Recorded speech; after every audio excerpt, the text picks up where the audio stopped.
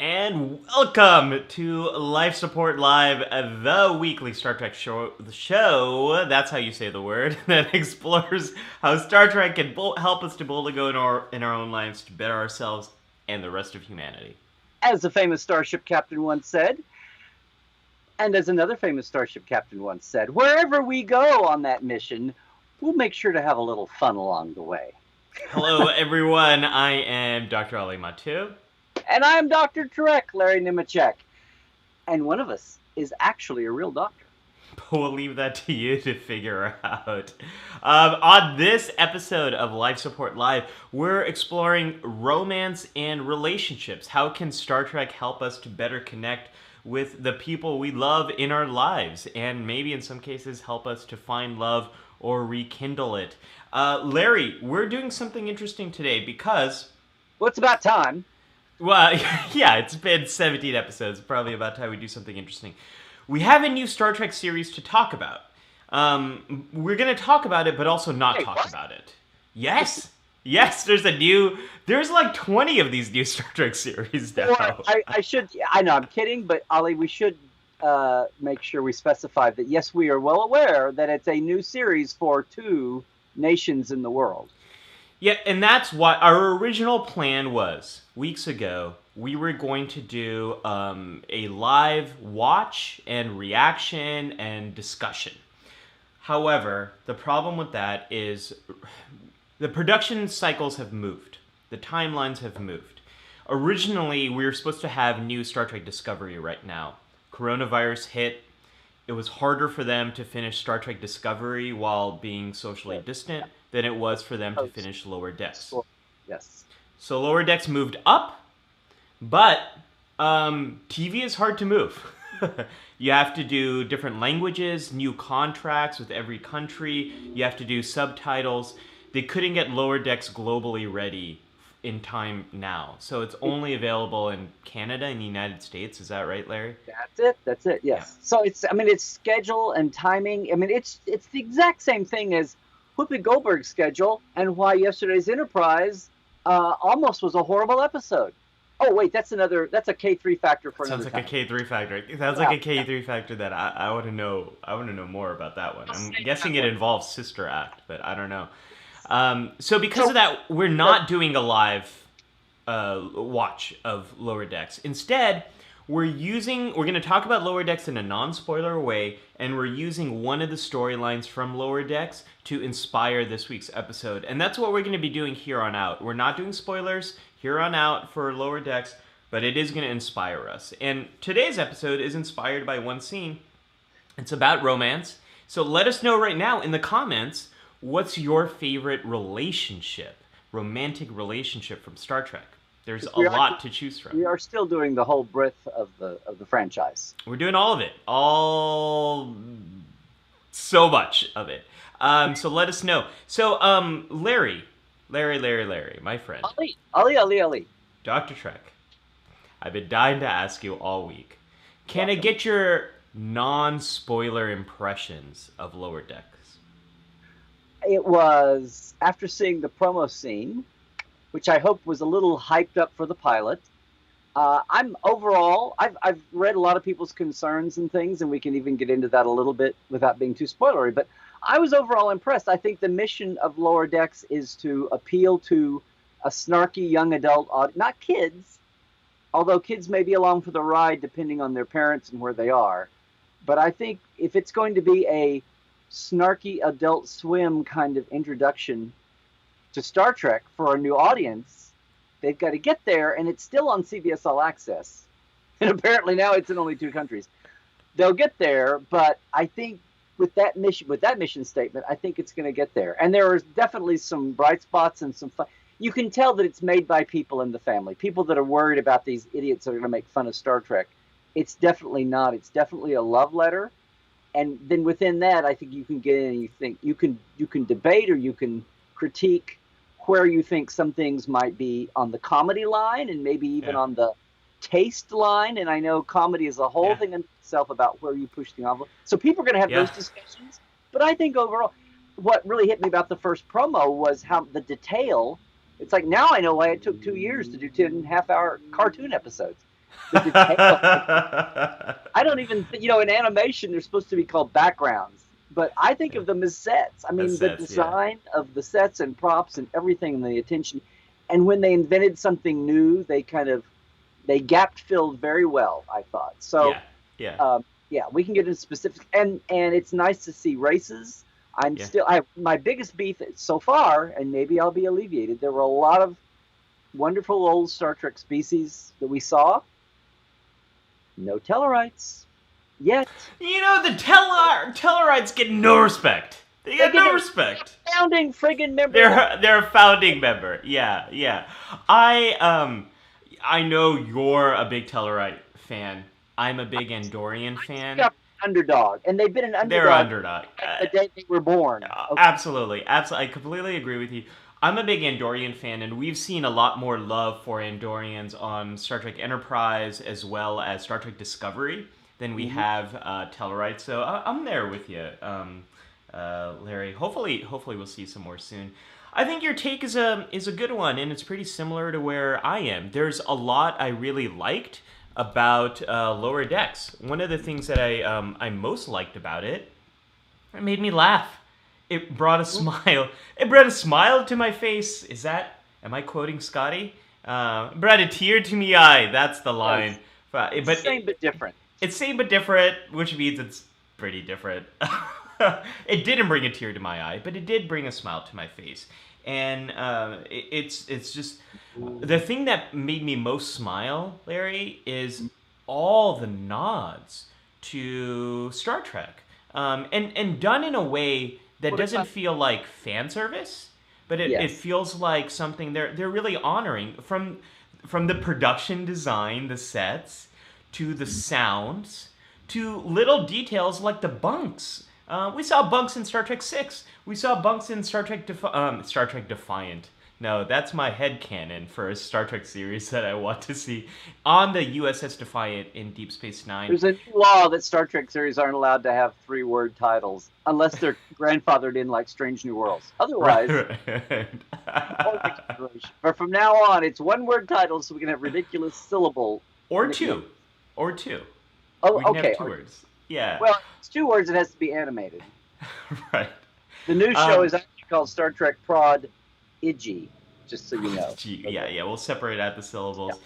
Yeah. There's things that I didn't like. The thing that I don't like is similar to what I don't like about most of the CBS iteration, which is they're kind of trying to figure out how to make a Star Trek show that is not on network, that doesn't have to abide by the same rules.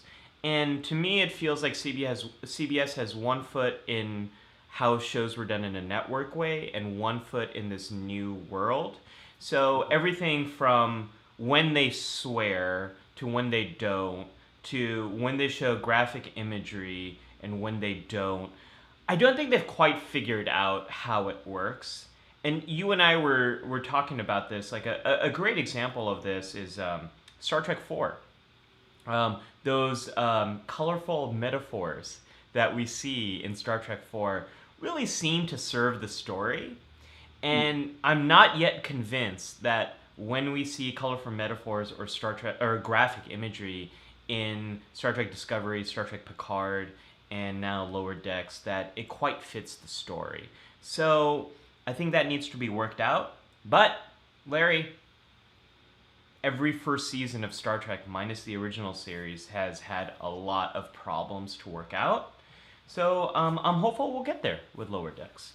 We call it growing pains in the except in the case of Discovery, where it was like birthing disaster. But other than that, but the baby survived. The doctors and parents were determined for the baby not to die on the delivery table. So, yeah. Larry, there's a lot of love for all the relationships we have seen on Star Trek. There's folks are talking about all sorts of these. So I just want to pop into the comments section. It's almost as if you say relationships and Star Trek and people's tongues start wagging. What a concept. It's like there's a lot of love to be loved, it's like I the guess. founding tenet of Star Trek fandom is Rebecca mentioned Picard and Crusher. Do you even have to ask? Of course, of course. Troy and Riker says Michelle. Ethan says Worf and Jadzia, or the Rikers or Troys, or whichever you want, whichever way you want to do it. Libby says Rom and Lita. What about? Well, I'll save it. Go proceed, Governor. Rom and Lita is a very strong fan pick. Scott is back here with Troy and Riker, Worf and Dax. We got a Discovery pick. Cover and Stamets. Of course, they have a wonderful relationship. Zahir representing with Team Rom and Lita, or Worf and Dax. You mentioned relationships, and pretty much when it comes to romantic or friendship relationships, Deep Space Nine is hard to beat. Zahir's got a Shran and Talus. I believe that's an Enterprise pick. Nice one. Yes. Well, you saw an Andorian couple for the first time.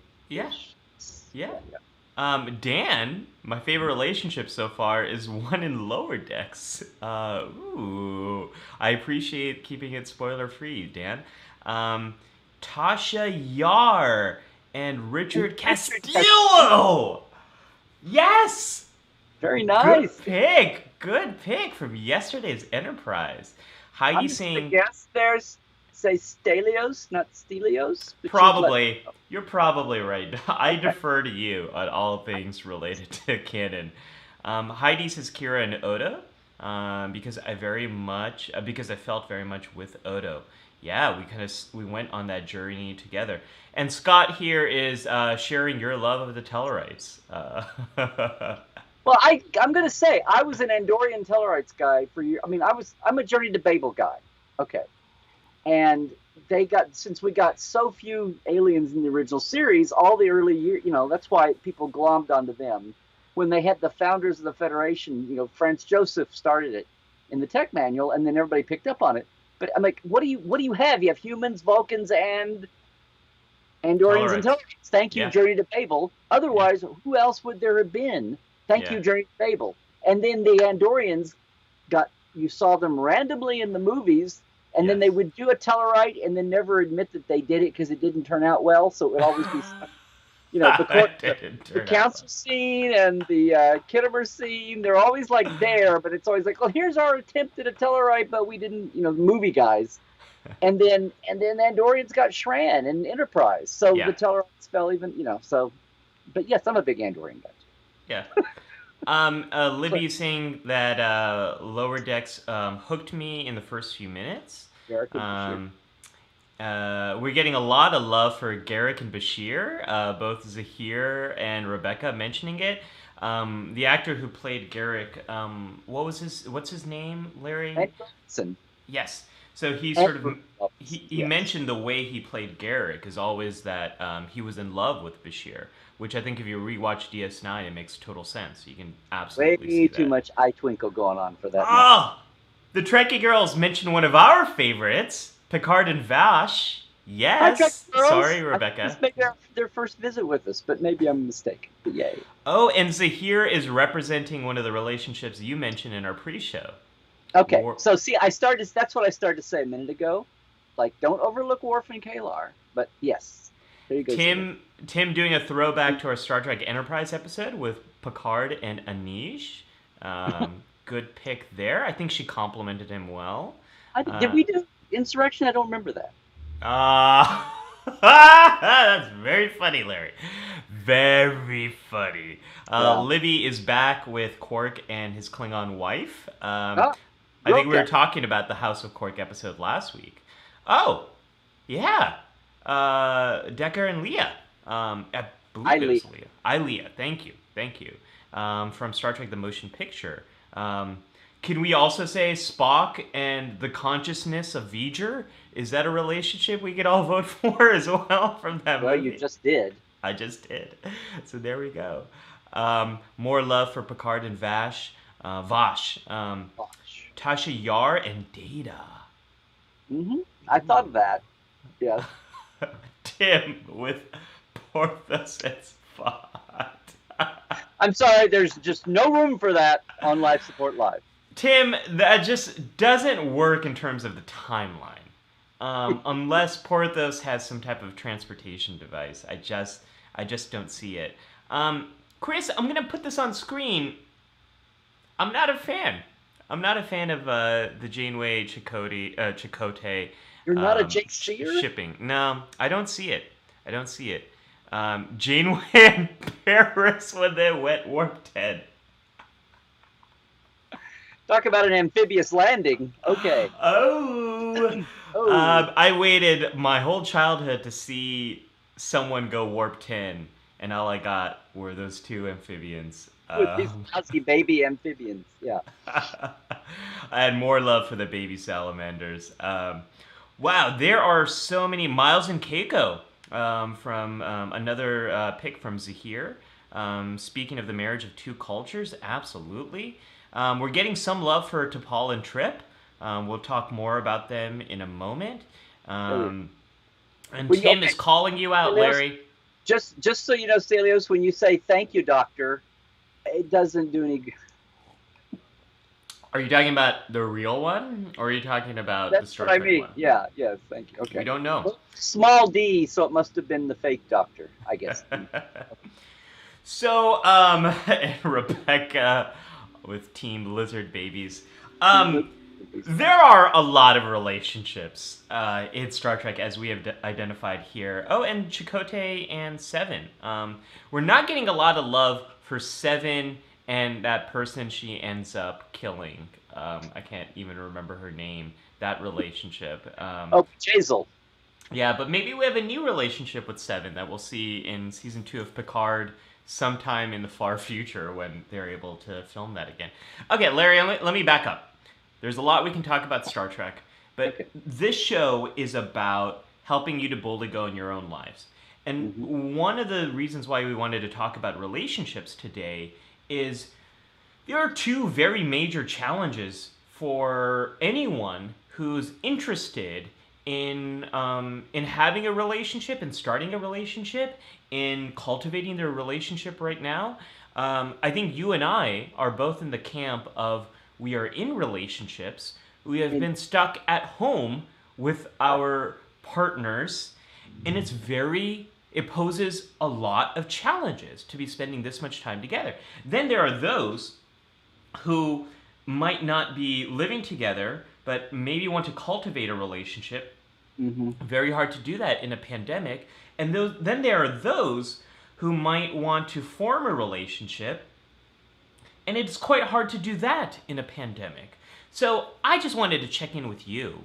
And there are those who may want to end their relationship, but they're Yes. stuck together. And Yes. yes, and they're like in Yes. perpetual whatever. Yes. And we thought Star Trek might be able to teach us something about that because having a relationship, forming a relationship on a starship when you are away and can't easily get away from other people and the limited choices and opportunities, we thought there would be something we could learn from this. So, Larry, I just want to check in with you. How you doing? How's your relationship going? You doing okay? We're doing okay. Actually, my wife was terrified when she had to work at home. She'd said forever that if she ever had to work at home, she might just quit or something. Mm.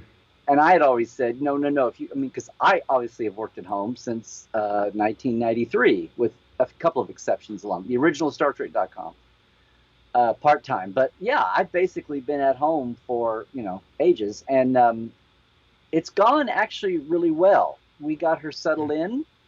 Um, she'd never worked at home for anything, and it's actually worked well. And I think we had a discussion about this a couple of weeks ago that was interesting, but I think we're actually closer than we were. So I keep telling people we haven't killed each other. We've been at home for 5 months or whatever. We're both still alive, is what I've said. So, but What's yeah, your secret? I really feel for. I mean, but we're lucky. We also don't have the outlying things which aren't part of our topic today. But my son and daughter-in-law and my little granddaughter, Yeah. she's 3 and Yeah. 4, and but if you're there and have kids Yeah. and multiple Yeah. kids, and you're dealing with them, plus dealing with the stresses of the whole going back Oh to my school gosh. debate, which Yes. shouldn't be a debate, but that's a debate for another time. Yes.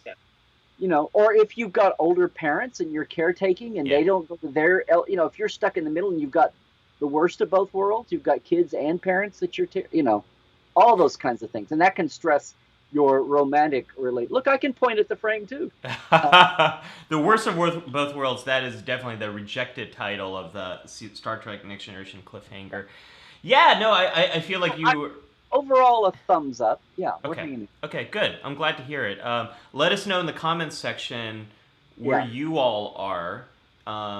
If you are in a relationship or interested in one, how's that going for you? And if you're not, how's that going for you? Let us know. I feel both closer to my wife. One Yes. more. Yeah. One more. The people who had just started a relationship. Yes. Yes. And then didn't get to, is it still hanging at square two, or Yeah. did it go away, evaporate, and oh well, we might find out later, we might not. Those I almost feel the sorriest for those folks, in a way. Anyway, Yeah. I'm sorry to interrupt you. No. No. That's a very good point.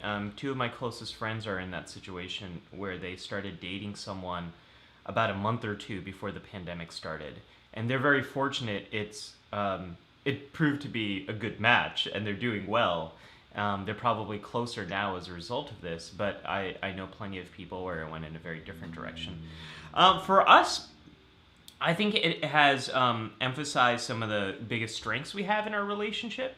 It has also emphasized some of the greatest weaknesses we have, so I think we're just experiencing a lot more extremes. Amazing how that works. Right, right.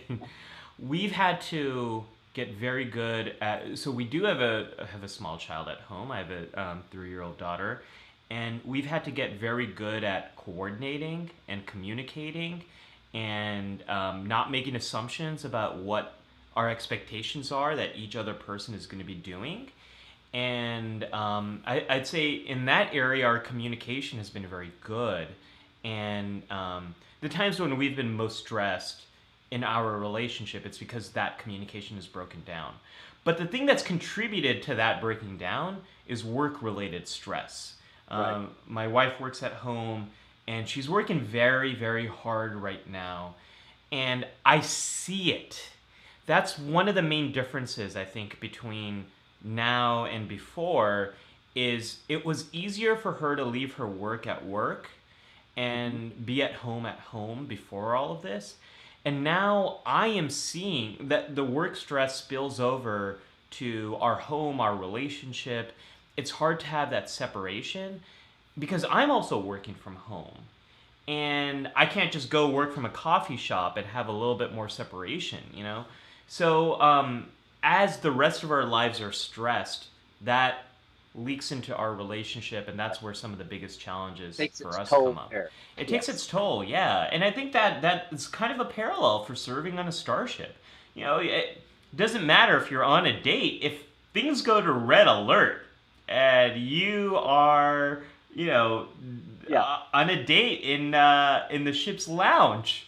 Right in the middle of the squash. Wasn't it squash? The Was it squash. squad? Oh, sorry. Spoilers. Oh, Yeah. I was thinking, oh, now I don't know what you're talking about, but that's okay. They were Our talking. audience probably doesn't either. There was some sport they figured. Now I can't remember. Maybe I shouldn't have gone there. They were talking about some sport they both like to play. Anyway. Yes, yes. And Rebecca mentioned something that's really important here, too. I miss my friends so much. I love my husband, but sometimes you need your girlfriends. And I very much agree with you, My Rebecca. girlfriend at times too. I Sometimes you need time away from the person you love so that you miss them. It's mhm. been a long time since I missed my wife Getting the because we always see each other now. We always very much see each other, and it's very hard to navigate that.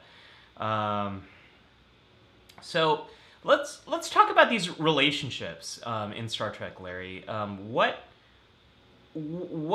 what do we see? There's so many for us to pull from. Which one should we uh, tackle first? why don't we? I mean, again, not spoil. Why don't we start with Lower Decks? Let's start Just with because Lower Decks. it's Yeah, fresh, this is and not a we're not spoiler. going to we're not going to be spoilerific. Yeah. Um, but there was an interesting scene that's been alluded to in the promos and trailers, and I know a Yep. lot of you. I know a lot of you haven't even seen the promos and trailers on the up and up, and a lot of you have, and we're not going to talk about it. That's all fine. What you do in the privacy of your own screening room is your business. But but yes, it was a really cute, organic. In fact, it was one of my favorite part. Well, that's not being fair. There were a lot of bits, and it's a pilot, so you're getting thrown everything at first. But that was one of the most organic, cute. You know, they're sitting down in the room and go, okay, here's the 4,700 things I've always wanted to see done in Star Trek that were a little goofy, or even not pushing the goofy envelope or the whatever Yeah. envelope at all. And that was, dating and relationships and all of that. And that's Rutherford, who is one of the regulars, and Ensign Barnes, who is a Trill. And one of the first things I thought was Barnes is a Trill name. Okay, but but that was a very cute bit where they had a mutual magnetic attraction, and they're having their first date there in their lounge. It's not 10 forward, but in their lounge, and this zombie fight breaks out. Um, Not too many spoilers, and but they're so magnetically attracted to each other. It's played to comic effect, and it's heightened because it's animation.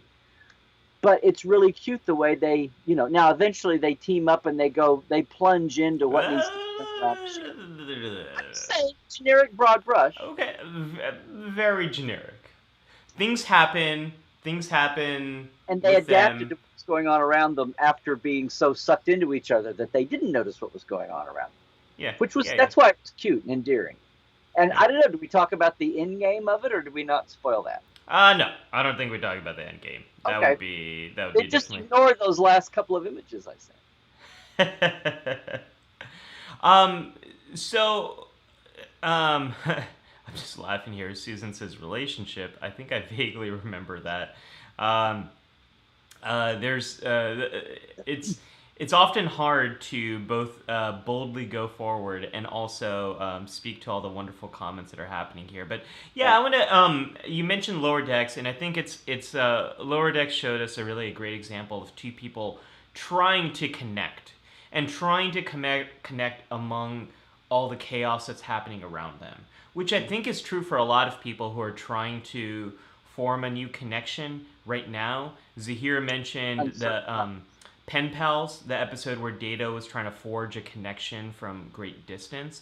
And I think there are a lot of folks who, especially if you're feeling lonely or isolated, are trying to form a connection with others. I think not Lower Decks Live, That's not the name of our show. It's Life Support Live. Interesting concept, though. Yeah. It'd be like Starfleet's Big Brother. Ooh, new series. Okay. Yeah. I don't know how that would work, but okay. Excuse me, I'm going to call Alex Kurtzman. Hold on. Yeah. Yes. What was it? They only take show pitches over text now, Larry. No phone calls. Okay. Yeah. So that's something you and I are trying to do here, is form more connection in this community, help each other through. But Lower Decks kind of showed us how hard it is, and that even when things are at red alert, we still want connection.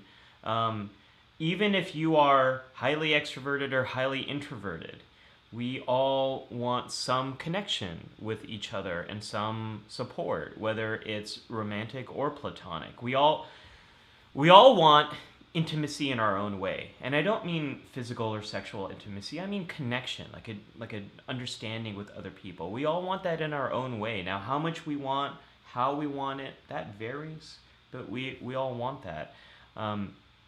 Larry, this goes back to the beginning of Star Trek. We saw... By the beginning of Star Trek, do you mean the fact that we've actually been in the briefing room here for a good while? We've been in the briefing room for a very long time. We haven't even go in the door, but I just thought everybody, if anybody's new to the show, you obviously can see that you can chat in at any time. We're picking it up as we go along, but at the end of this show, we'll have hailing frequencies open and we'll go all out.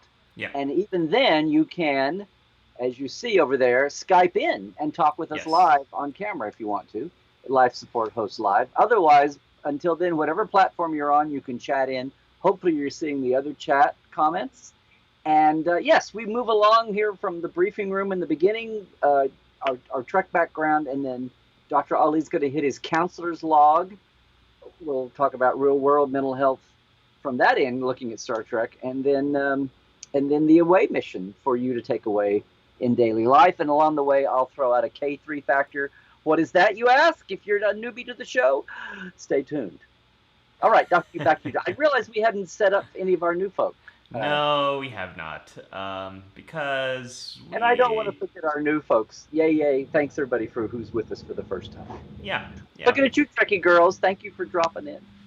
So I just want to go through some of these big relationships. We saw such a great temporary, momentarily connection in Star Trek: The Original Series, and I'm going to talk about that. Well, I can talk about that now. I guess it doesn't have to wait to the counselor's log. We see a spark between two characters, and sometimes you just you can't. Yes, across centuries. Sometimes you can't quite predict what it is that you find attractive in another person. I think we see a lot of examples where Kirk can't quite control or predict that at all across the original series and the films. Can I just say though, please? And maybe it's viewed through a '60s lens, but a lot of the criticism that Kirk gets about himself and his women, his female relationships, a lot of that's done in the strategic, what's felt to be the strategic need of the moment. And if you really look at Kirk and his relationships, there's really only about his real ones. There's only 2 or 3. And I know that's true. That's true. Star Trek continues use those 2 or 3 main ones in one episode because they were all a throwback to his, doomed and unfinished, Miramani. Edith is, I think, the major one, and that's the one that's drawn fans. It's part of the reason why I've Stayed on the Edge of Forever is the greatest original series episode. Most people would say is the greatest episode of the original series, even though it's an atypical. Yeah. Atypical. Yeah. But yes. Well, but you heard for Kirk there. As the PC wins and the Me Too movement and everything have swept across the landscape, just saying. Okay. That he didn't have that many relationships. Yeah, no, I know. What I think is at the end. Yeah, what I think is great with Edith is you so see the chemistry between the two of them there, And one of the things I was going to mention in the counselor's log, but I'll mention it here, is there are some things that that people agree on is attractive, and then there are like across cultures, and then there's a lot of stuff that's culturally bound that is signs of beauty are unique to specific cultures. All that being said, you can't ever really predict if two people find each other attractive. Mm-hmm. It's you can't engineer it. So many companies have tried. So many people have tried to bottle it up, and you can't quite predict it. There are some things you can do. Oh, sweet mystery of life, at last I found you. Yeah. And there is your first song of the show. We'll talk about some things you can do to probably enhance it, but it's quite hard to predict. Moving forward in timeline, we also see Trip and T'Pol. Now, this is a relationship that I think neither of them quite predicted. It's also a relationship none of the fans quite predicted. But yes. Something I was going to mention this again in the counselor's log, but I think it fits here. The more familiar someone becomes, the more you like them.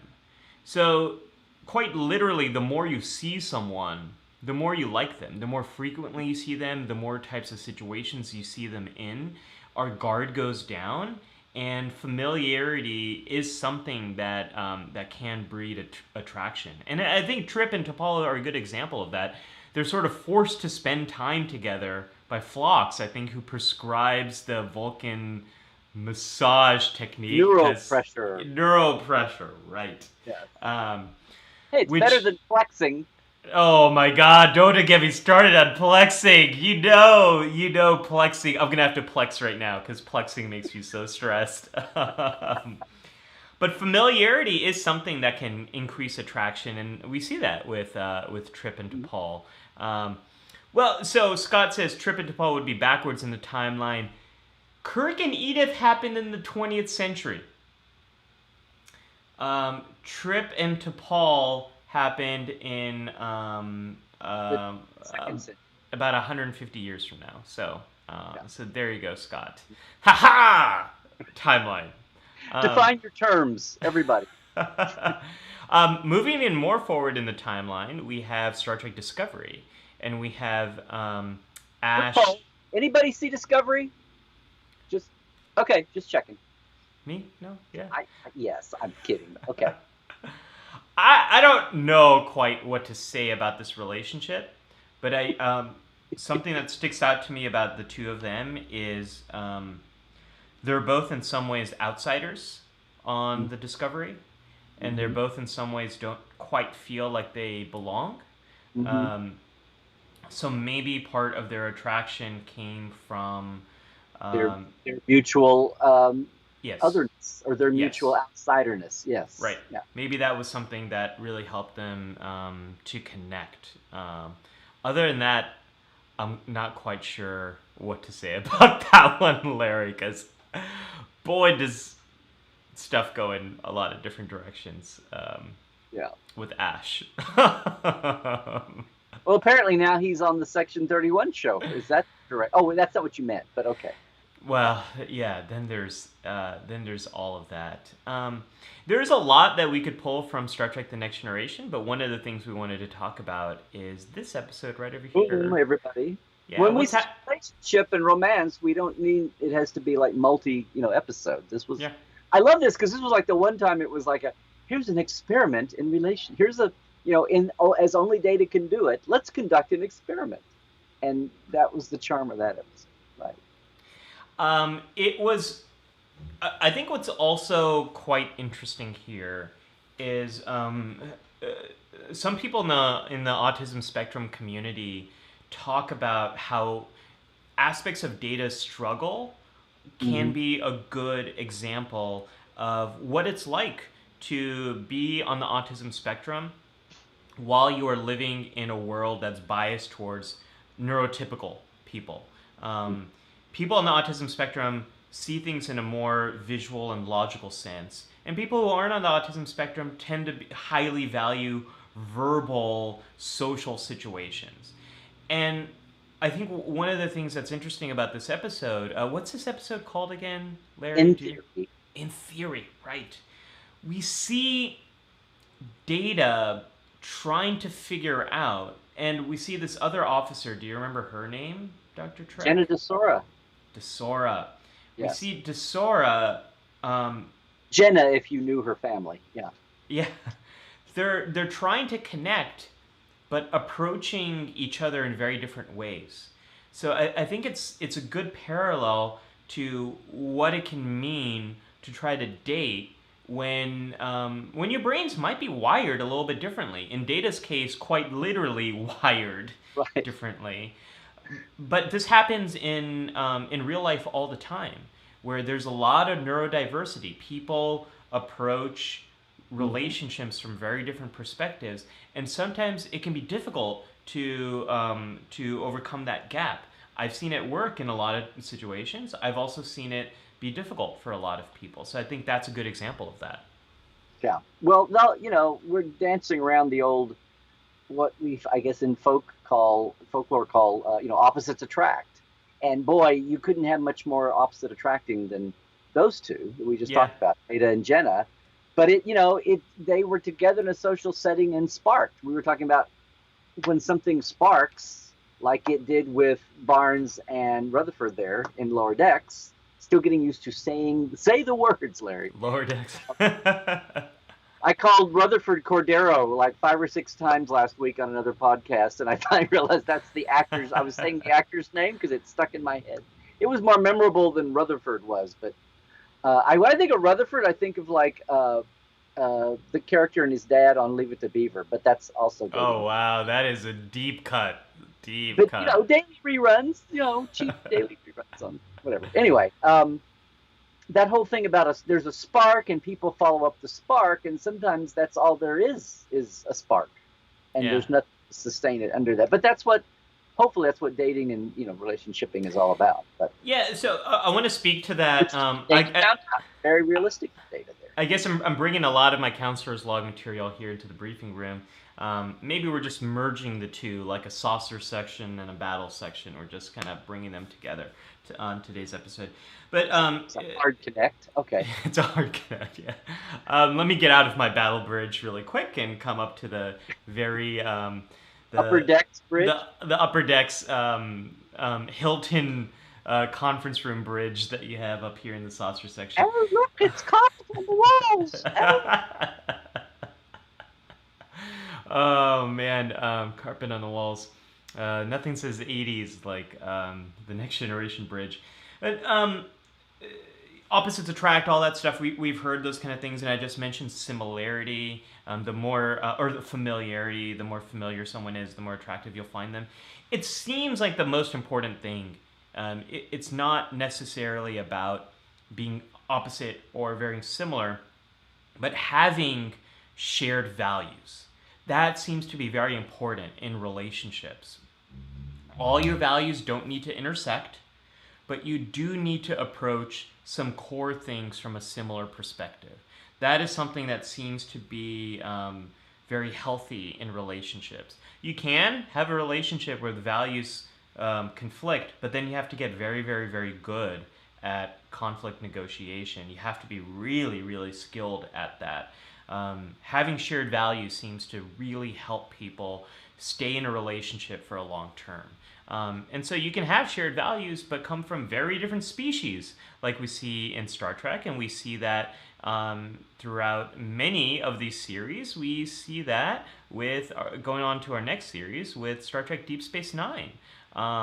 We have these two individuals who, Kira, there was a lot of good relationships to pull from, but I think Odo is a fan favorite because we see the progression in the relationship. We see the change in both of those individuals over time, and I love seeing that relationship develop. I don't play in the shipper world very often. I also don't play in the world of fans who enjoy the relationships of the shows. I just hate that term shipper. I always think of big wooden crates sitting on docks. But anyway, that's just old-fashioned me. But no, Yes. I would love to talk to a Kira fan and like do a poll and say, okay, who prefers Kira Shakar? Who prefers Kira Barile? Or she probably had one or two more one-offs I'm not even thinking about. It's like it's Kira Odo, all right. I just want to know if there are any like Kira Shakar. I mean, I'm I sure there are, but I liked Kira I Barile. liked all of her relationships, to be honest with you. I mean, obviously Odo's probably my favorite, but I don't know if it's Odo Loaxana. Okay. Loaxana. Yeah, I love how Scott's husband, I believe, said Loaxana Troy and everyone was his favorite relationship. I love that. Scott, give your husband a big old LLAP for us. Um, A fine romance that down. This is yeah. but there's I loved all of our relationships, and it might be a testament to what amazing actors we had in all of those relationships. But again, Larry, I have a very hard time just pulling one relationship. As Zahir just said, Cisco and Cassidy, speaking of overlapping and diverging core values. Cisco wanting to protect Cassidy, Cassidy not wanting to hang out in a club, or Cisco not wanting to hang up in a club in 1960s Vegas. That's a great example, Zahir, of how some of their values were connected and somehow they very much conflicted, and their career paths and how that conflicted with their values, and we see that play out here. We also see that with O'Brien and Keiko. I think the Keiko, to some degree, sacrificing her career to be on DS9 for O'Brien's career, and then how she was trying to figure out a way that I can still keep my career going, where she tried as a school teacher, that didn't really work. My It wasn't. sanity, my self-worth going. Actually. Yeah, and then pursuing. Was she a botanist or anthropologist? She was a botanist. Botanist, yeah, and then pursuing that on Bejor. We see them struggling to support each other and still be pretty consistent to their values and what made them fall in love with each other.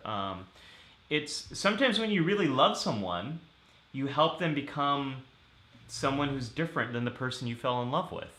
And we see that with Keiko and with O'Brien, and I think that's really it's lovely. And, yeah. Then throw in the parenting thing, including an accidental, unintended surrogate parency. Parency? Right. Did I just say that? Speaking of, I guess speaking of parents, but even though we don't quite, we kind of see it. That kind of brings us to Star Trek Voyager as well. And speaking of different values, B'Elanna and Tom Paris. There's another case of your outsiders attract. Yes. And this is where, again, saucer section, battle section, fully in sync. I'm just bringing all my counselor's log material. That's a case of we did not have a hard connect dock the first 3 or 4 times. Oh yeah, with too much damage that we couldn't go ahead, and it wasn't like Nemesis where we rammed. It felt more like a ram than a dock, but eventually they got there. Eventually they connected, and the thing about that sticks out to me about Torres and Paris is excitement. So something that enhances your attraction to another person is if your heart is beating quickly, if you're breathing quickly, if you're sweating, if your body is excited, if your body is active, and you're around someone else that you in any way find attractive, you find them more attractive. So this is why some popular dates include going to a theme park, watching a scary movie, doing something you've never done before, because those things kind of boost up your attraction, boost up how excited your body is, and will increase how much you find that other person excited, or the other person attractive. This is why a lot of reality TV shows, Larry, they have their contestants do really outrageous things, like go on these wild helicopter rides or bungee jump. Oh, I thought it was for ratings. Oh, okay. Well, it's for ratings too, but it does boost how excited and how nervous your body is, which then will increase how much you find the other person attractive. This gets me to one of the challenges we have as I start to refill my. Okay. Well, my I had a point I was going to throw. We've been Please. talking about what you're on right now. We've been talking about this, the magnetic attraction, the adrenaline, Yes. the body functions, responding, and you didn't even realize it. And I think we've been taking it I started to say pacified, in a more normal situation, environment.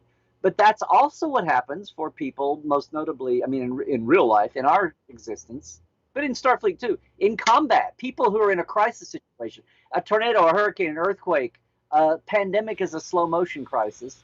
But Yeah. people who find themselves together under duress, and they have their adrenaline surge, they have their, responding to a crisis together, and they didn't even know each other really, or maybe they saw each other every day Yeah. and passed in the elevator and all that. And that's a little bit what I think maybe gave an artificial boost to Rutherford and Barnes. Sounds like Yeah. a new law firm. Rutherford and Barnes in Lower Decks, because they got caught in the zombie fight and then wound up on the hull. Oh, spoilers. They had several events happen that, like, even maybe artificially pumped up their attraction to each other. Yeah. Does that make sense? But that happens. It makes total sense. You are 100% correct. Yeah. 100, and this happens for romantic relationships. This also happens for platonic relationships and Well, right, friendships. right. Going In the going through very difficult experiences with someone else does enhance your connection, the intimacy that we're talking about. And again, I don't mean physical and sexual intimacy. I mean emotional intimacy, feeling a real connection with the other person. It's always enhanced by going through difficult experiences together. I think in some ways, Larry, I feel, part of it is because we spend now hours with each other every week, but I think our friendship has massively increased as a result of all the stuff we have gone through bringing the show to life and going through the process. I think there's a lot of people out there who probably feel closer to other people because we're going through aspects of this crisis together. So I completely agree with you. And getting back to B'Elanna and Torres. Glad you feel that way, Ali. I do.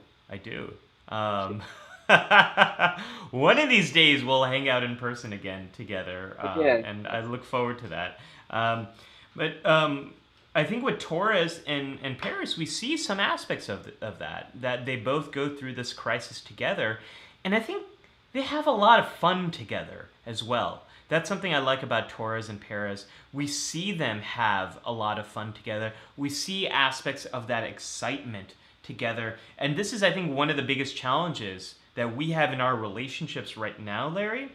Mm-hmm. It's quite difficult to do new things together with other people. If you're virtual dating or online dating and you can't quite be in the same room with someone, if you're Zoom dating, or if you're in a relationship and kind of stuck at home, it's hard to do the kind of things that will boost up that excitement in your body because there's less opportunities. Most of us are more stuck at home, and we might be struggling with the energy and excitement to even get out and go to those places. It's quite hard to do all that sort of stuff.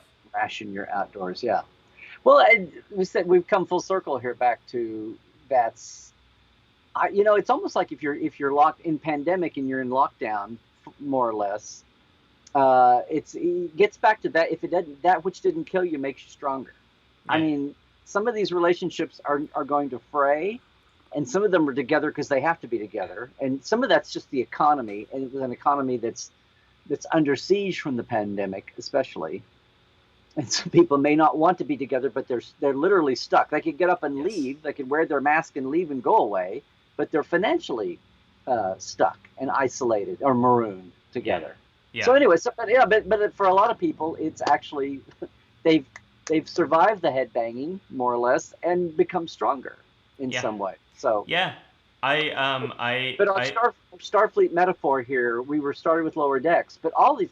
And it seems like the places that, the Enterprise is 1,000, 1,200 people, and they come and go, and the D. Yes. The E is more or less that way, and Deep Space Nine and the Defiant, but Deep Space Nine is not so much a closed environment except for wartime, but Voyager is obviously a little tin can. Yes. Right. 100 and something people, right, on Voyager. The NX-01 Archer's Enterprise feels like a little tin. It's the only ship of its kind. They're the only ones doing Warp 5 exploring. So some of these environments are especially akin to our pandemic metaphor, it seems like. Yeah. I want to answer a quick question from Heidi. Is there an explanation why some sources say people want more sex during the coronavirus pandemic? And so one quick answer to that, Heidi, is just to remember that physical forms of intimacy, as the Borg Queen said. There's a lot of reasons why people engage in it. For some people, it's about connection. For some people, it's about release from stress. For some people, it's about pleasure. There's a lot of reasons why people do engage in sexual relations, and there can be very different reasons why two people might want to do that, might want more of that, and for some people they might want less of that. Again, some people might be struggling with their mood. They might be feeling down or feeling anxious, which can very much reduce your sex drive, and some people might be wanting more connection or more of a release, and their sex drive might be higher. So it really depends on the person. It gets back to IDIC. Infinite diversity and infinite combinations. There's a lot of reasons why people might be having this. I have one more relationship on our timeline here. And Scott, I assure you, we've been consistent with our timeline. Is this relationship right over here from Star Trek I'm hearing Picard? The audience out there kind of going, maybe. Yeah, I was not a fan of this relationship. Wait, Number one, I didn't buy it. What's her name? Suji and the Romulan guy. We only met them in lockdown. It's not fair. We've only. Did I get Suji right? Soji. Okay. Yes. For her eventual twin that we learn more of. Besides, Oh my gosh. Not a fan of this Narek. relationship. Narek. Yeah, Narek. He feels like a Narek to me. There's one more relationship that we could talk about, which is Uhura and Spock in the Kelvin timeline. That's why I've kind of saved that for the end, because that's a whole different timeline. And we could get into the mirror universe as well. There's a few relationships there. Yeah. But we might be lost for a while. The rare thing in Star Trek, and part of this is whether it's the 60s or the teens, part of what drives this is the story dimension and the episodic television or the serialized television, and it's all about arcs. It's a different thing each time, but the rare thing in Star Trek is, as people have pointed out, what was so rare about when Miles and Keiko got married. It was like, oh my God, a married couple in Star Trek, even though there were families with kids on the D, we saw. Yeah. And obviously, every time, Kirk or anyone would say, oh, my dad was in Starfleet, or my mom would, obviously there was a relationship there that yielded them somehow. But to see them depicted as week-to-week characters, Keiko, and we'd had relationships, Worf and, as someone said, Kalar before Dax. And Martok. We got a lot of love for Martok. Yes, and Sorella? Oh, my God, I can't believe I remembered Sorella. Yes. Yeah. Yes, absolutely. And talk about she's home while he's off fighting the wars. Yeah. Odysseus and I was just watching that the other day. She was home, not Helen. That's Helen of Troy. Anyway, Odysseus' wife. Ulysses. Larry, you are going for the deep cuts today. And I'm drowning, so I better watch it. But no, I mean, what we're saying is we're talking about romance and relationships, and we tend to be focusing on the front end, the startup. We were kind of inspired by Barnes and Rutherford. There we go. Rutherford and Barnes. Barnes and Rutherford. Rutherford and Barnes, All yeah. the greatest hits from vaudeville. But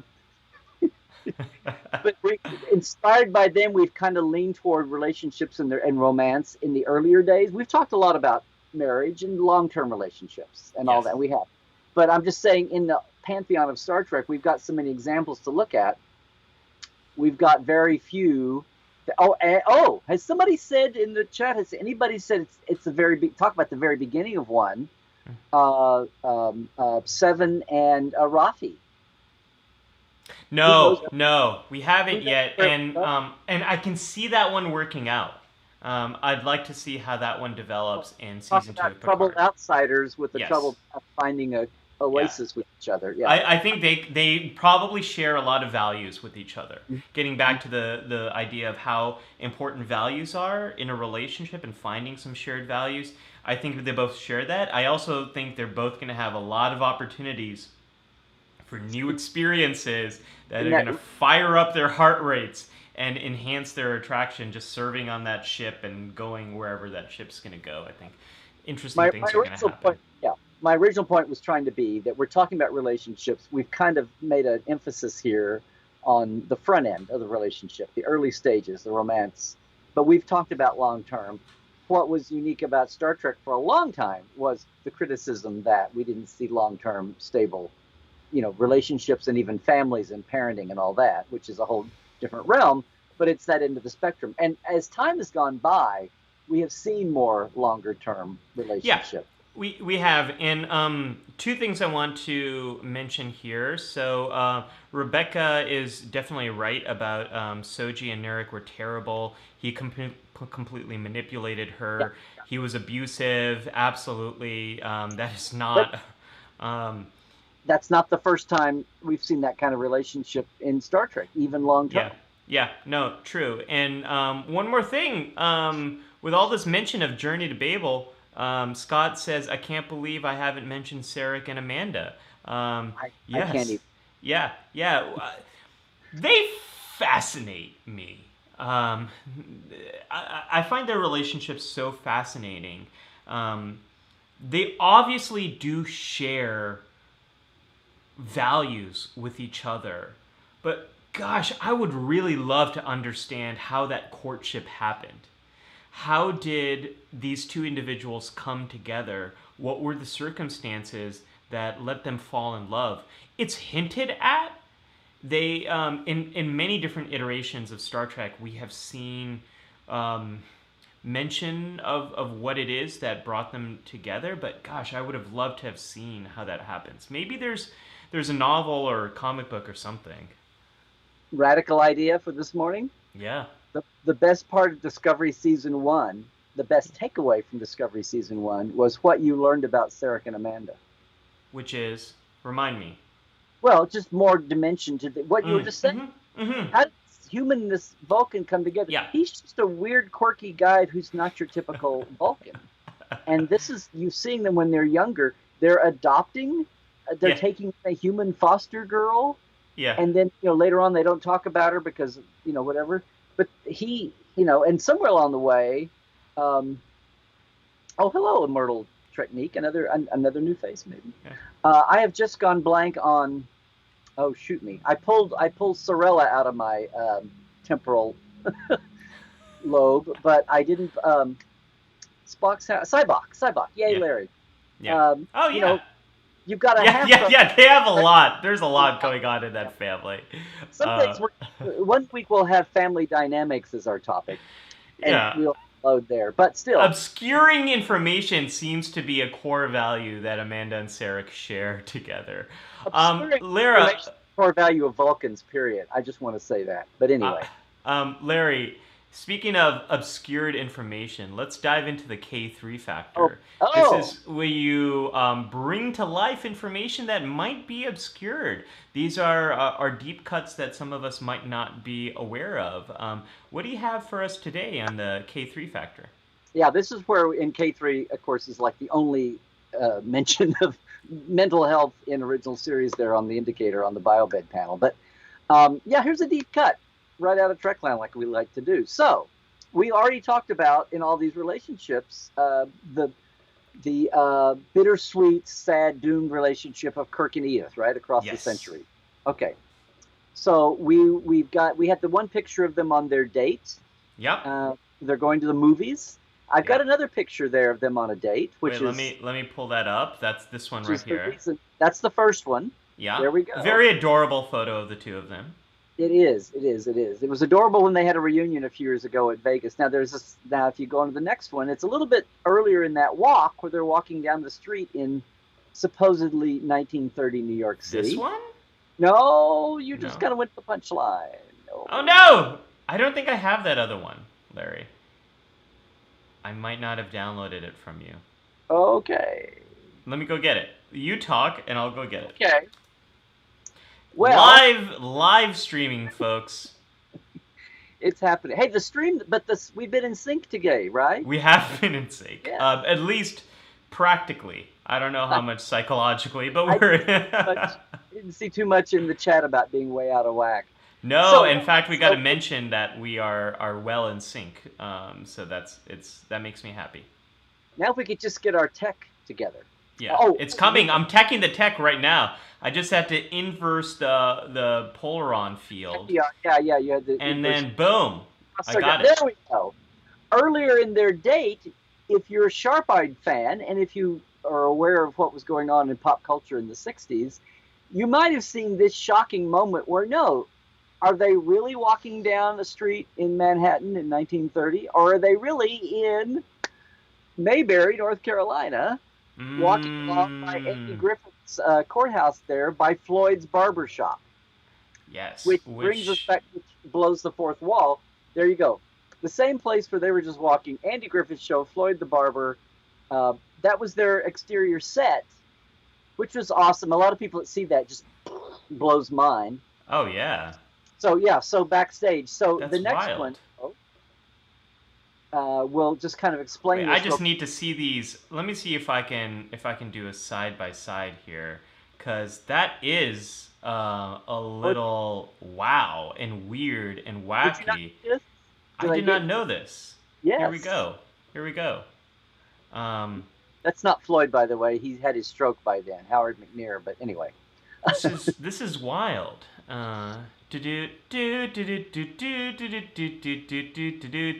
that the right theme song, Larry? Yes. Yeah, there we go. Well, for Andy Griffith, not for Star Trek. Right.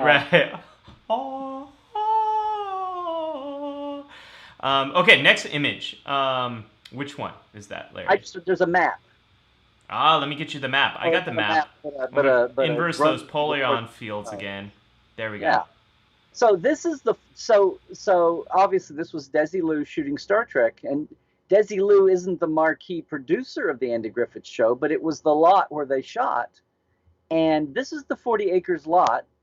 And if you look, I don't have a pointer, but if you look, the court right here in the middle, it says Mayberry area right here. See? Yeah. And the courthouse, right about where about a fifth of the way from the end of the yellow line on the bottom, that's basically the Andy Griffith Courthouse. And anyway, that's the wall of exterior sets. If you look around, the Stalag 13 camp from Hogan's Heroes is at the top, and eventually the camp, the Marine base from Gomer Pyle is here. But this is an active backlot. This is in Hollywood. This is Culver City. But that was the old 40 acres lot. That was Desilu's, and then there was some stages there at the back which do still exist. So the pilots still right now. Some of those stages are still around in Culver City. The stages are still. They were the stages where Gone with the Wind was shot. They go from the silent era. They've been through 5 or 6 owners, including right now, and still around stages. But the location, the big lot, that's gone. changed. It's all industrial warehouses now because the land was way too valuable. Yeah. But my point here is, there's your full circle Star Trek to Andy Griffith, but it's not a big detour because they were on Desilu land the whole time. Who we have to thank for Star Trek. And we're in Corona lockdown time. People aren't traveling, or at least I hope they're not traveling and getting in huge. Even though it's not 5,000 people or 10,000 people or even 1,000. But if when we're out of this, Ali, and I'm sharing this with everybody, there is a service I have a company I just got really ramped up last year called Trekland Treks, where we do day tours on the film sites. And I'm not sure if we've got any Treksters with us in the audience today, but there you go. Oh, is that how time? There we go. Yay. So, guys, I'm just saying there is a Facebook page. There's a Trekland Treks Facebook page. If you go, I'm going to start a wait list. Just who knows when we can do this safely again. But if you're interested and you're hearing about this for the first time, I've got a list of over 40, probably 50 places now, thanks to Picard, where we can go on tours. You set up we concierge it for you. I'll work with you, and then I will lead you, and we will have call sheets and background information, and you can photo op to your heart's content and all that stuff. And, there we go. A new subscriber. Thank you, Continuum Trek, for joining the Life Support Live community. Coming in from YouTube, yeah. So I'm just saying, guys, we cannot do a Trekland Treks location tour here around LA right now, and who knows when we can. But if you want to get on the, join the page and get on the wait list, especially, just post a post and say, hey, Larry, I saw the Treks on Life Support Live, and put me down for when we can finally get out and do this safely. Let's talk about doing a Treks down the line. True story, Larry. My friends who, the four of us, we're playing Star Trek Adventures right now, which has been very difficult because we're across 3 different time zones. 2 of us have kids. 2 of us are working wild hours. But for the layman non-gamers, Star Trek Adventures is the paper and dice tabletop. Yes. So we're playing that. But our 2 weeks ago is when we were supposed to go camping to Vasquez Rocks. That was our plan that we made back in January. So I look forward to the day when we can be back on both Vulcan and go meet some Gorn, and then also apparently just Vasquez Rocks in Star Trek Picard. Yes. So I look forward to... And don't forget to look for the Capellans and the Mintakans, too. Yes. And weird guys, little spaceships that look like they should be right out of My Favorite Martian, but they're not. They're Last of Us. Yeah. So that's a good one, Larry. Can you just remind folks of the connection to... why is that connection back to that lot so important to Star Trek? I don't think everyone knows this whole story. Well, that was one of the properties that were the studios that Desilu bought, Lucille Ball and Desi Arnaz. And that's important because sorry. Yes. People, if you're watching the original series with the original end titles, people see Desilu there. But yeah, Desilu was Ricky and Desi's studio. They got divorced. Lucy inherited the whole property. And very famously now, this came out of nowhere about 10 years ago, and now people are like pushing back on it. But basically, the beloved story now is that when Lucy's very cautious board enjoyed their big jobs in a little pond, and they didn't want to disrupt this in the 60s, but Lucy wanted her studio to do more than half-hour sitcoms, like you saw, her own show, and then other sitcoms that they hosted, Hogan's Heroes. I mean, everybody you saw at the lot there were, Lucy shot shows. But she wanted to do it a little more, and she hired Herb Solow, this young, sales guy, TV guy, to be an ambitious seller. And he found Gene Roddenberry, and he found Bruce Geller for that matter, and actually sold Mission Impossible and Star Trek. I don't know if you ever heard of these shows. They were old shows in the 60s. Maybe you've never heard of them. That Paramount keeps making movies. They sold those shows, and there was actually a discussion on the board. They were worried that if they tried to amp up and do these 2 ambitious 1-hour shows, dramas, that it would bankrupt the studio. Yeah. And what we often, so it was Lucy and her 2 youngest board members but Lucy was the executive veto, right? She was the owner. The board all voted basically to protect their jobs and say, no, let's just stick with the sitcoms. Those are safe. And she said, no, I want the studio to grow. And so she won the day, and they not only sold Star Trek, but they actually made it. and Mission Impossible. And the next year they sold Mannix, which was another 1 hour show. And within a year and a half, Paramount next door bought them up. Yep. They were, the famous stories about cutting the budgets on Star Trek and poor Matt Jeffries and all of that. I'm getting into other K3 factors here, but they were true. They were cutting budgets for a reason. They were hemorrhaging money, and they were, so Lucy made out okay. She guarantees her show as long as it, makes ratings. But her board all lost their jobs, department heads, and Paramount swallowed it up. And then we have, 4,700 years of Paramount being the big producer and bad guy, but until CBS, business things. But yeah, so that's the importance. And back in the day, Desilu actually had 3 lots. There was another lot off of Desilu Gower where they made the original I Love Lucy's. Yes. But and they sold all those properties. Paramount only wound up buying the chunk that was adjacent, which we all think of today as the old Desilu, which was the old RKO with the globe on the corner. And I'm getting way too deep. I'm going to hand it back to you, Ollie. No, that's... This is all kind of lore, and you can walk in the footsteps. This is, if we do a Trex, this is what we do. I think it's so interesting that we have this Star Trek has Desilu and I Love Lucy, and like these connections I think are interesting, and we need to know how Star Trek came to be and why we have the folks we have to thank for it. So thank you for that, Larry. Okay, let's hobble our way into the away mission. This has been, I think it's been a wild ride today. We've gone in a lot of different directions, but that's how relationships work. So I'm totally cool with that. So, away mission. You should be lucky for a little wildness in a pandemic, okay? Yes, we need... It doesn't involve viruses. Okay. We need a little bit of that. Yes. As Starfleet Boy says, Larry's vaults run deep. I always learn something new and exciting. Same is true with me, Starfleet Boy. I always learn something new. In the pre-show that Larry and I do, but then also on the actual show itself.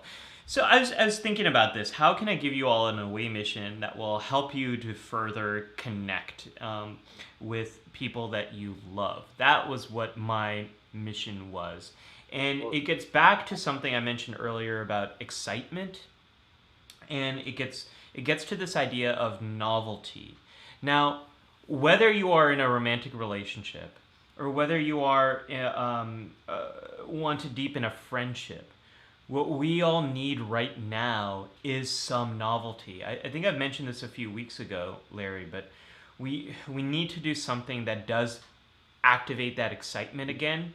And if you think about life before coronavirus, we all did things where there would be novelty in the day. Like random things would happen that would get our hearts racing, that would get our blood pumping, that would make us feel closer to the people we're with.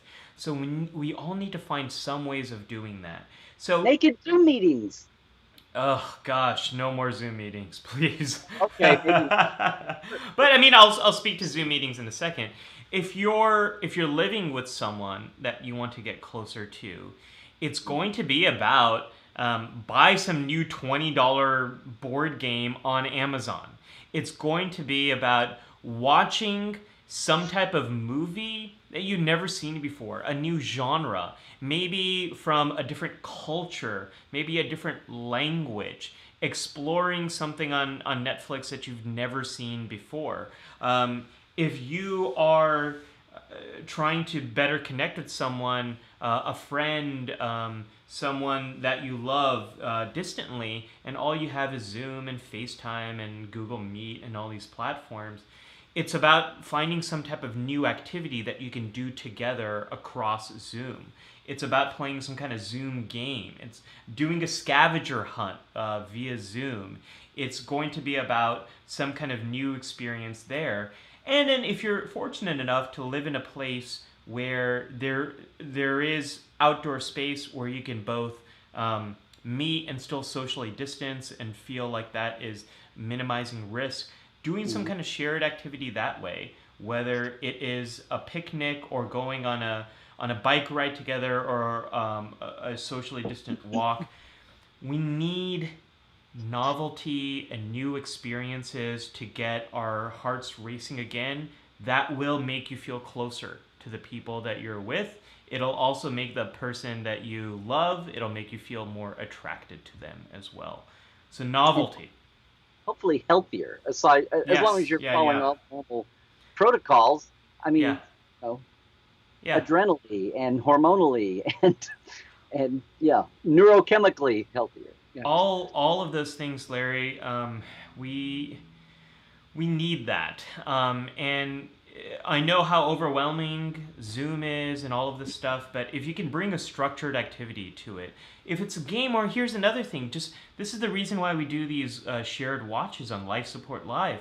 Just fire up your Zoom and watch something together. And if you can, watch something very different than what you'd normally watch together. I promise you it is going to help you to feel a bit closer to that person, feeling a little bit more intimacy with that person. All right, Larry, let's open up these hailing frequencies. Wow. I was just checking back on hailing frequency. And guys, remember, guys and gals, all up and down the spectrum, we have our Skype address over there. If you want to Skype in, come in on Life Support Live Host Texas, text us from Texas or anywhere, and let us know you'd like to come in, and Dr. Ali can do the magic on his end. Rebecca says I'm having a socially distanced picnic for Tim's birthday. I've done a few of those, Rebecca, and it's been quite nice just to see people again in real life. It does make me sad that I can't give the people I'm close to a hug, but it is quite nice to be able to see them. So I love. Yeah. Rose says, "What about watching Life Support Live, all 18 streams back to back?" Go for it, Rose. I support that. We want you to survive the pandemic, not succumb to it. If you need to hear our voices in the background to feel less alone, go for it. I am very supportive. Noise for sleeping. That's what a lot of people use. Yeah.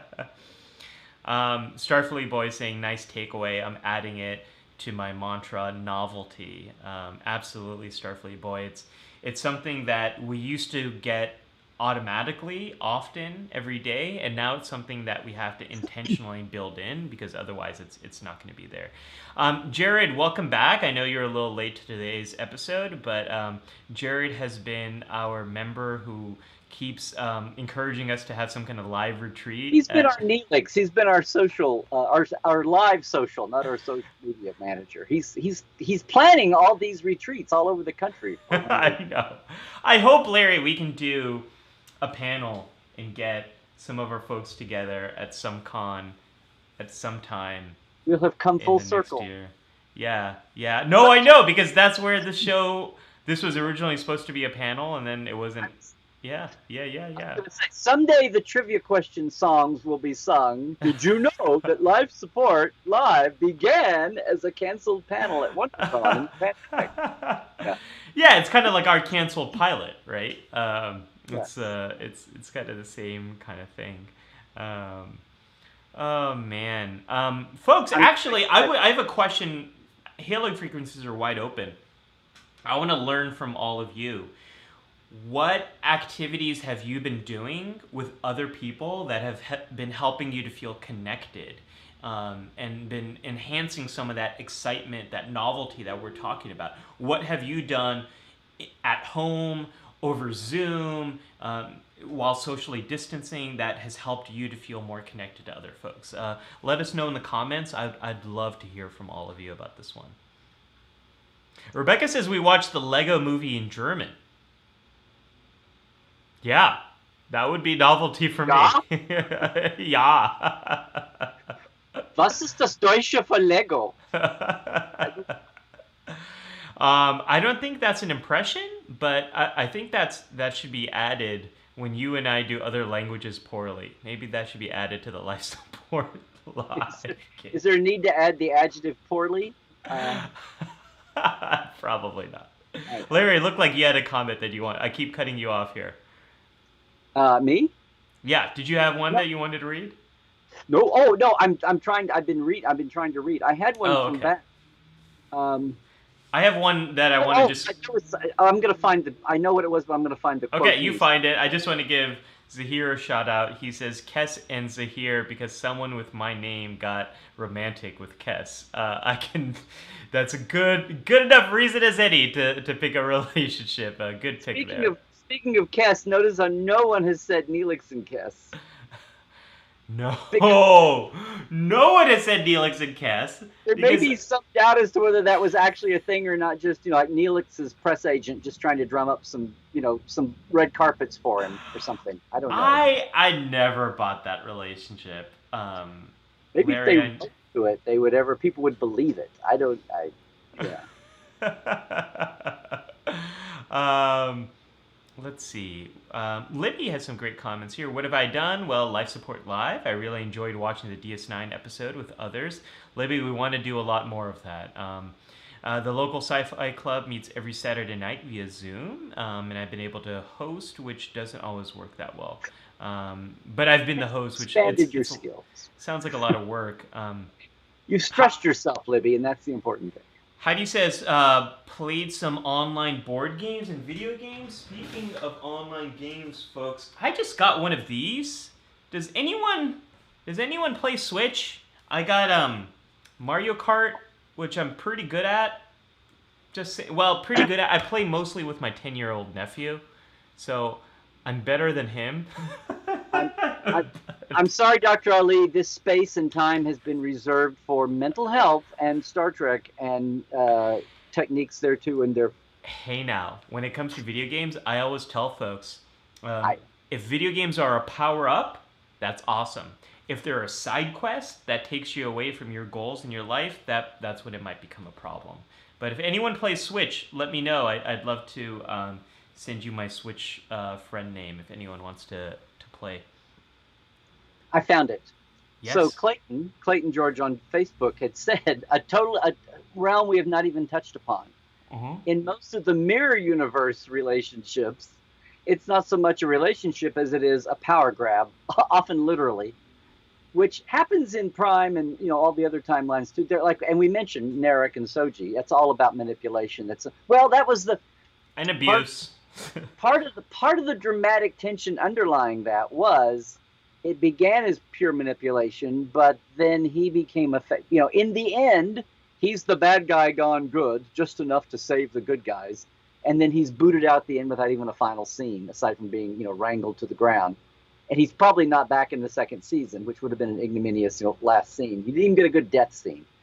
But the whole texture with that relationship was, yes, it wasn't a pure romantic, except then it kind of became that way. And that was the complicating factor, right? So we should, that's sometimes you're thrown into a relationship where maybe romance, a long-term is not what you expected. And it's not just that it was totally innocent. Maybe you were sent to, shut down a business, or you were sent to wreck a family. I don't know. I'm getting weird here, but there are all kinds of situations where the relationship didn't turn out the way you meant for it to be, but the initial impulse for it was not, was nefarious. So yeah, that sounds like it's more the thing of the scriptwriter than the real life person. But yeah. But anyway, the mirror universe, it's like, it's almost like by the definition of the mirror universe, no one can have who can have an honest relationship in the mirror universe? Well, the one thing I like, it's so twisted and so convoluted. The laws of physics and not the laws of attraction and relationships are like non-existent. The mirror universe is there's some things I like about the mirror universe when it comes to all of this sort of stuff. And I guess one thing that I like is that they seem to be a little bit more open about less categories for people. Giorgio has that wonderful line when Stamets says, I'm gay, right? And she goes, oh, God. I forget what she actually says, but it's something like, you think in such like categorical ways or something about sexuality. Binary? Yes, binary. Sorry to And throw those technical terms at you that I know you've never heard before, but yeah. thank you, Larry, for the assist. They do seem to see sexuality in much more of a spectrum when it comes to sexuality. They see things in much more of a spectrum, which is one thing I like about the mirror universe. They don't quite see things in as binary way. Jared, I have a Switch. I have Animal Crossing, and I played it for about an hour. I'll get back into it, but it seems to be a slow start there. So, yeah. That's what's going on with me in Animal Crossing. Here's one from Jalen Bullock. Had said, "Are we restricted to romantic relationships? Because O'Brien and Bashir's bromance certainly was a thing. Yeah. A fine bromance. This is." Yes, I agree.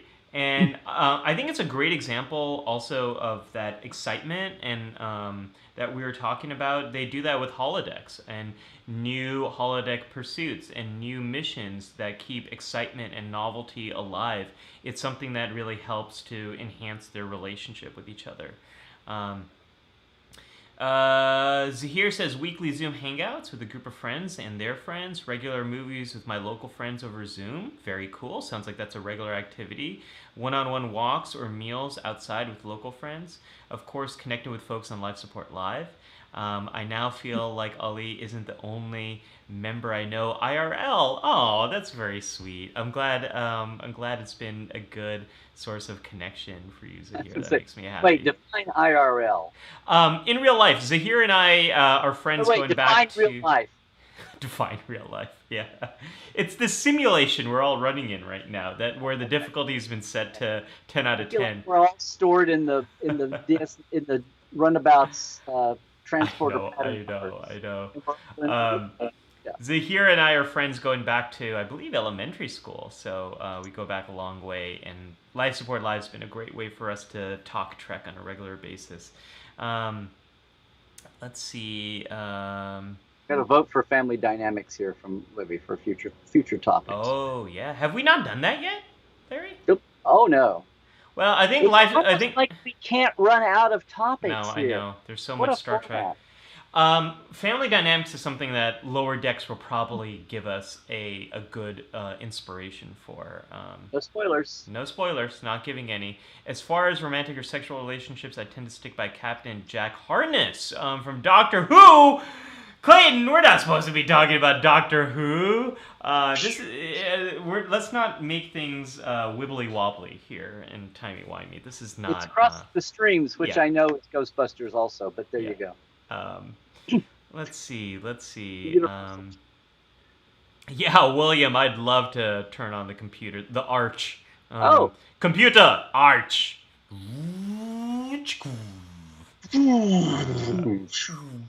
Anyway, it's been a yes. Some more of our cross ponders there.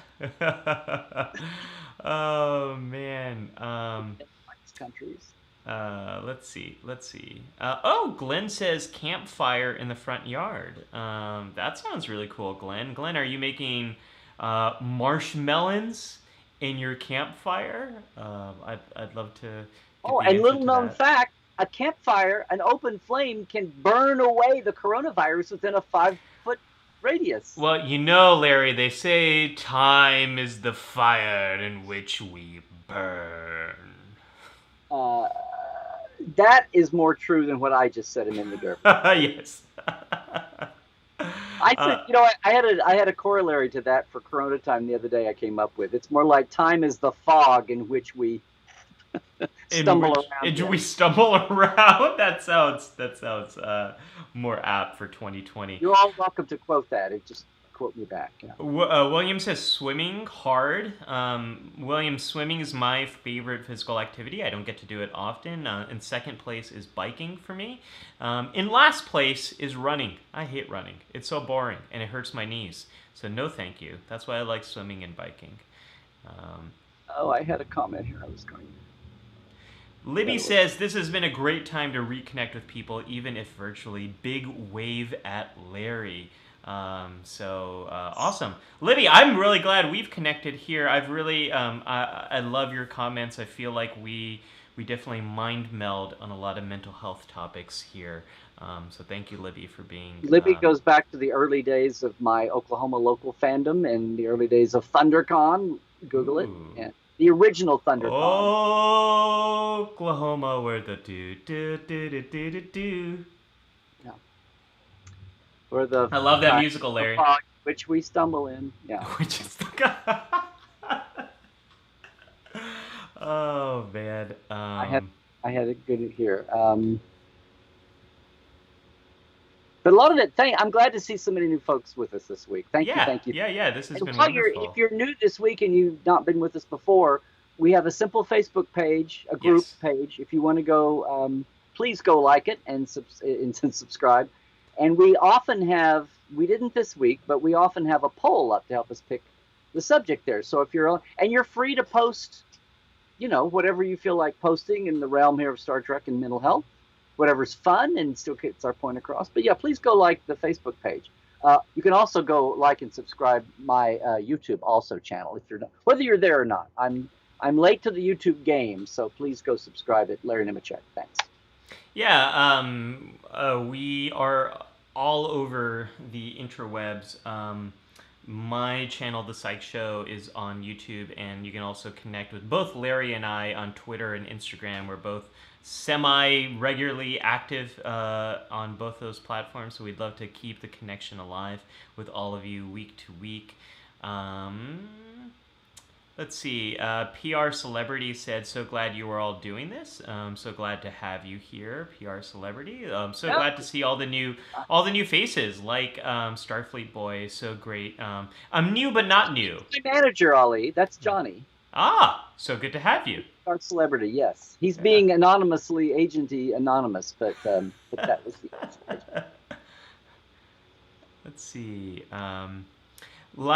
Jared says, live support live fan group, Synthaholics Anonymous. Oh man, that's good, Jared. I appreciate your encouragement of life support live Vice related activities, as well as all the planning you're doing for our in-person retreats in the future.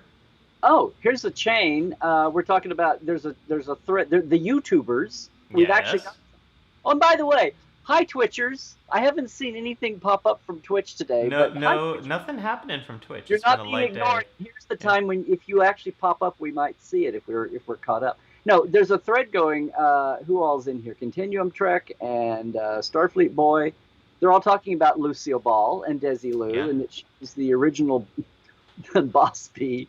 And then Continuum Trek asks, I wonder if Janeway was modeled on her. And I'll just say, here's a freebie K3, not specifically. But Janeway was just meant to be a competent female role model. Jerry Taylor didn't really have a model. There was an actual real... No, I'll save that. I'm going to save that for a K3. But so no, not specifically. You can't just tease us like this, Larry. Yes, I can. Yes, I can. It's my show, damn it. I can tease. It's my party, and I'll tease if I want to. Oh man, you might have to tell me in the post show, because now I need to know. Just because he's a co-host, we'll have to have our this. I have needs, Larry. Speaking of relationship, I don't want to hear. I'm shutting down our empathy. Our intimacy interval is over. Jared says, I need something to do to keep myself occupied while waiting on new episodes of The Psych Show. Jared, I have 3 filmed and they're unedited because life has been so busy. I am dying to get those episodes out. So at some point soon, I hope to have those episodes out for you. Well, you guys that are following my saga, Apple released the new iMacs, and I sent the one that I just got back and had not taken out the carton yet. I sent it back to get a machine that's going to be 15% better and faster and $85 less. So I'm still not into the whole new brave new world of actually being competent Like right now, we're on strip. I have stripped my system down so we can sync and sync today, and apparently it's working. So It's working nicely. a little behind the scenes for everybody there, but We have to tech the tech. Larry's waiting I for have a his. stack of videos stacked and waiting on me from years back that I've been slow to get onto. So I'm looking forward to doing more output too. Yay! Libby says some of these reactions need to be screenshot for more caption this games on the Facebook page. Yeah, that was Larry. That screenshot. What were we talking about in that moment when I was like this and you were like that? I have no idea. There might have been a little creative license taken with that one. But oh, interesting. we were so out of sync last week that it was hard to get a good sync matchup. Oh, yeah. No, well, that's absolutely true. Today's much better. Yeah. Glenn says it's a lot better today. Thank you, Glenn, for that feedback. I'm glad it's working out. I brought in some extra mice and hamsters, and the cages are spinning even faster. I thought maybe you just redistributed the power from life support systems to the main computer core, but you know. I cross-circuited to B. That's all. I love original series technobabble. There was no. Man. You know what's fun, Larry, is we have no idea really what the topic is going to be next week, because we are going to take topics that are inspired by future episodes of Lower Decks. So I have no idea. I know some critics have seen the first 4 episodes of Lower Decks. I'm assuming you have not. I didn't this time, yes. Yeah. Which is fine. Yeah. You saw did you see the premiere early? Partly. How did you get that avatar? That's what I want to know. Oh, you have a very cool avatar. So the LA fandom, we have a local fan and an artist, Lean Isabel, and she asked a little money for that, but it's she'll make one to your specs. Your take a photo of you, and then your like whatever color and rank and species and attitude, mood you want, and she will turn it out for you. Oh, well, send me the link to her webpage, because I might want to partake in that. I got so jealous seeing your new avatar. It looks so good. Well, you know me, I just jump on every little latest trend, and I don't. I guess that's why it woke so many people up, or they noticed it. But I had a lot of good compliments on it. Yeah, no, it looks good. It looks good. You look good as a lower decker. You look good as a 2D image. Yeah. Oh, man. I almost went to I asked her about a Tellarite, and she said she tried it, I don't think it's the same reason why they're not represented on screen more, but she was like, it's hard to do it, Anyway. Yes. Oh, your own animate. What do you mean? Ollie is an animated avatar. This is all AI right here. Yeah, we're getting some requests for that, for the link for that artist. We want to. Sounds like a lot of folks want to support her work, so we'd love that. She's not advertising, which doesn't mind being, word of mouth. It's L-E. I'll say it here. It's Leen Isabel on Facebook. So if you go to the LA Away Team homepage, and you'll find her in the mix of people. Leen. Isabel. Isabel. Yeah. Isabel. But I'll put it on the page. I hate to mass advertise it. I like keeping it word of mouth, but here's a whole lot of words to a whole lot of mouths now, and ears. Cool. So always great to support folks that are making cool stuff. Okay, I've got a question. Since hailing frequencies are wide open, me in the front row, me. You there in the Federation. Yes. In the which includes, you know what these stars mean, Larry? These include the founding members, including Tellarites. # Tellarite love now. So why are there 3 big stars? Well, the Vulcans, Andorians, and Earth are a little bit of a bigger deal. I love the Tellarites, but those 3 stars really represent I'm just saying they were underdogs from day one. I don't think That's true. No, that's true. It's true. I'm just Who saying. knows if they're even in that new Federation flag that we see in Star Trek Discovery? That's what the biggest spoiler of all is. That the Federation has totally faded and dissipated and split off of itself. The only thing left of the Federation is Teller Prime. If that is the storyline, I think you and I will have to have a socially distanced like celebration dance If because that's I. the storyline, we're about to be cut off in 3, 2, I 1. know, I know. Okay. What was my question? Oh yes, I have a question. What watch-alongs would people want? If let's say we do like a few one-offs here and there, what do you all want to watch together? Is it an episode? That leads to a theme we can expand on. Yeah.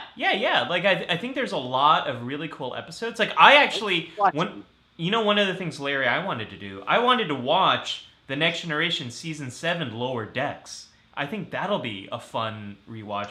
That's actually one of my favorite episodes. I've seen a lot of people doing that in the last week. A lot of people prepped and watched Lower Decks again. Yes. What I love about that episode is the Lower Decks view of the senior staff is so different from the senior staff we know and love. It's actually the kind of larger than life, very intimidating figures in that episode. I'm not going to spoil the new Lower Decks series. Yeah. But there's a tiny, and it is Lower and Upper Decks there. It's upstairs, downstairs, very much, right? Mm-hmm. That's a thing that it's very upstairs, downstairs. Yeah, there's a uplift, downlift, and that's what we needed. Star Trek uplift, downlift. But then you get back into like Starfleet industrial bras, and maybe we don't want to go there, which was a thing, by the way. I've got the image to shoot. Marina to prove it. My point here is that there were some moments of the hero of the A-team characters, right? The bridge crew. There were some moments with them that were so perfect. They had nothing to do with the ensigns, and it's about that attitude. It was taking that Lower Decks perspective you just said and heightening that for the animation. And I don't know, I haven't seen anybody else talk about it. I haven't done a formal review. I've saved it for a couple of other people to talk with, and I may say it Tuesday on Tuesdays Live. But you're all welcome to watch Tuesdays Live at 1 on Tuesday Pacific and 2 Eastern or 4 Eastern. But yeah, it's not just about I'm glad to see them not just developing the ensigns. They are developing the upper deck people. But there's a vibe to the storytelling that if they keep up with it, I think it's perfect. And it's exactly what you just said from the live action Lower Decks. I thought you would appreciate this. Glenn just said, I'm still waiting for a face morphing app for Zoom meetings. I would definitely come online as a Tellarite for Larry's sake. We're getting a lot of love for. I would come as a Tellarite too. Yeah. Libby's asking, did a Ferengi sell you the Federation shirt? I actually got this off Etsy. Someone made a handprint of this for me, and I love this shirt so much. A fine T-shirt. Dum dum. Okay, I'm sorry. I keep doing that. It's romance. It's a fine romance. It's Fred Astaire's. Larry, a lot of deep cuts today, Larry, but I appreciate that you're sticking to it. Scott says any episode length thing would be fun. Continuum Trek says the best of both worlds followed by Star Trek First Contact. So folks, if you have 4 hours for a rewatch, we can make that happen. Jared says the inner not 4 light. hours. There's a law that anytime you watch Best of Both Worlds Part 1, you have to wait 3 months before Part 2. Right. And if you see Patrick Stewart during that summer interim, you have to say you've ruined my summer. True story about that. No, it didn't happen to me. It happened to Sir Patrick. No, I mean it was a family in the car. Yeah. Yeah. Family Business from DS9 would be good for family dynamics, as well as many other Trek episodes. Yeah, of course. Yeah. Idea: pick a random episode from all shows, watch it, and make the theme from that. That's kind of what we're doing with Lower Decks, except we're watching Lower. We have no idea until we watch it what the theme to emerge would be. So that was our experiment this week. William, I think you just invented a new show called Random Trek. I don't know if that exists already. Spin the wheel. Yeah, I think that's a pretty cool show. Concordances we need Bijo concordances for every series with a wheel that we can spin. Now that's an old deep cut, but okay. Oh, Scott says TNG's Family. Yeah, that was great. TOS Obsession. Is that an episode? Oh, Vincent Garovic and his dad, who you don't see. Yeah. Rebecca's giving another vote for TNG's. Babel, if you're talking about families. Yeah.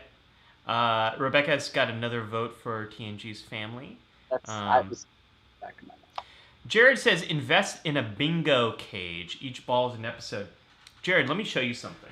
You're gonna see an exclusive here. Life support. I want each one to be a dodecahedron, so if you don't like what you drew, you can just crush it and kill a red shirt. Well, let me see if I can open my. Larry, you cover for me. I'm gonna try to get something. Okay, I'm going to cover for you. No, certainly, family would be a good episode, especially. I was thinking that anyway, but then when you realize you actually get 3 for 1 with family. I got this for a concept for live shows for the Psych Show that I have yet to test, but I definitely want to do something with live things here.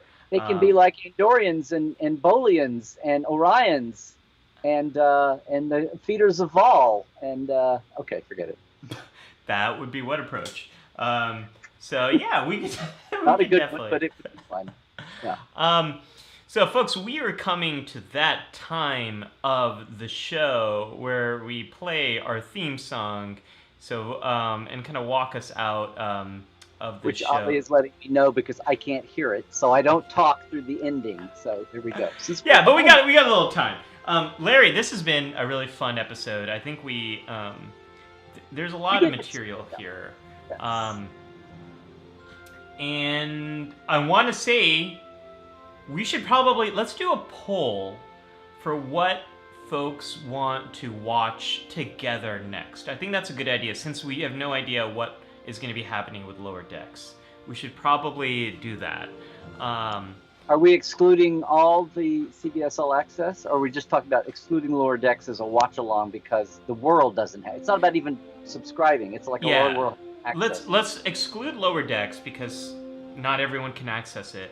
But let's do episodes from the entire canon besides Lower Decks, and let's pick a few favorites. I think we've got some great votes here. For family, Best of Both Worlds. How many options can we have in that poll? You can have several, 5 or 6. I'll leave it so people can add their own options. Oh, awesome! Let's do that. And let's see. And because I would love to do that. I had a ton of fun watching that episode of Deep Space Nine together. I had a ton of fun watching Star Trek Enterprise by myself. Insurrection. Oh, Star Trek. Yeah. Oh my gosh, yes, Insurrection. If you were watching Enterprise, you were watching it by yourself. That's true. So we'll definitely do that, because I think the watch-alongs have been a ton of fun.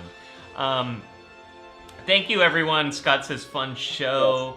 Yes. Jared's got a vote for Shuttlepod 1. Interesting. And PR Celebrity, great job, folks. Libby, it's sad music, but we'll be back. It's not that sad. We're celebrating the fun we had today. We had a ton of fun with you all talking about our favorite relationships. Everybody and thank you for whatever platform you came in on. Keep the conversation going. Yes. It'll still be there. It'll be there on YouTube. It'll be there on Facebook for sure. Twitch. Hi, Twitch. Bye, Twitch. I didn't see much of you today. But, yeah. Until next time, folks. Trek well, everybody. Prosper.